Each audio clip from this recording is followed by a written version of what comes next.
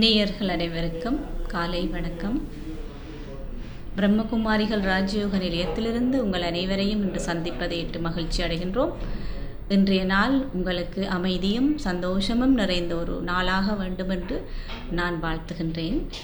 இன்று நாம் இந்த உலகத்திலே தேடித் திரிகின்ற அல்லது வேண்டுகின்ற அல்லது முயற்சி செய்கின்ற ஒரு செயற்பாடு சந்தோஷமாக இருக்க வேண்டும், நிம்மதியாக வாழ வேண்டும் என்பது ஆகும்.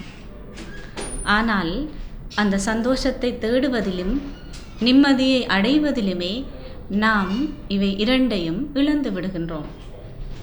ஆனால் எங்களுடைய வாழ்க்கைக்கு இன்றியமையாததாக இருக்கும் இந்த இரண்டையும் இழந்து அழியக்கூடிய பொருளோ பதவியோ பணமோ எதுவாக இருந்தாலும் அதை நோக்கி எங்களுடைய மனம் செல்கின்றது.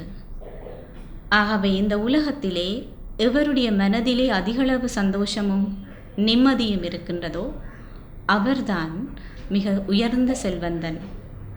நானும் என்னுடைய மனதை சரியான முறையிலே நெறிப்படுத்த பழகினால் இந்த அமைதியான சந்தோஷமான ஒரு வாழ்க்கையை எனக்காக உருவாக்கி கொள்ள முடியும்.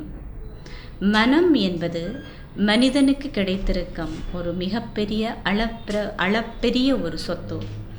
அந்த சொத்தினை ஒரு பொழுதும் நான் இழக்கக்கூடாது. ஆகவே இந்த மன அமைதிக்கு முயற்சி செய்வதற்கு ஒவ்வொருவரும் தனக்குள்ளே ஆழமாக செல்ல வேண்டும். தனக்குள்ளே என்பது தன்னுடைய உண்மையான அடையாளத்தை விளங்கிக் கொள்ளுதல் ஆகும். மனம் நான் என்று சொல்லப்படுகின்ற இந்த உயிர் அல்லது ஆத்மாவின் ஒரு பிரிவு மாத்திரமே. இந்த மனதை கையாள்வதற்கு அல்லது நெறியாள்வதற்கு நாம் பயின்று கொள்வோமாயின் எங்களால் இந்த அமைதியை நிரந்தரமாகவும் சந்தோஷமாகவும் வைத்து கொள்ள முடியும்.